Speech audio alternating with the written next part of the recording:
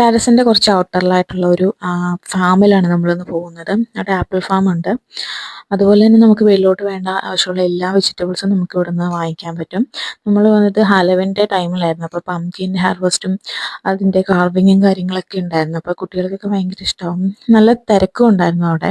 നമുക്കിഷ്ടമുള്ള pumpkin choose ചെയ്തിട്ട് നമുക്കത് ഹലവിന് വേണ്ടിയിട്ട് നമ്മളത് ഡെക്കറേറ്റ് ചെയ്തെടുക്കുകയാണ് ചെയ്യുന്നത്. ഇങ്ങനെ ഒരു പ്രോഗ്രാം പോലെയായിരുന്നു.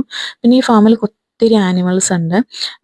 നമ്മുടെ ചെമ്മരിയാട് പോലത്തെ ആടുകളും കുതിര അങ്ങനെയുള്ള കുറേ ആനിമലിൻ്റെ ഫാമും ഉണ്ട് ഇവിടെ. നമുക്കിതെല്ലാം വിസിറ്റ് ചെയ്യാം. ഇത് പെയ്ഡാണ്. പക്ഷെ നമ്മൾ പോയ ആപ്പിൾ ഫാം വന്നിട്ട് ഫ്രീ ആണ്. നമ്മൾ സെൻറ്റ് ജർമ്മൻ ഇൻലൈൻ പോയിട്ട് ട്രാം 13 എടുത്തിട്ടാണ് പോയത്.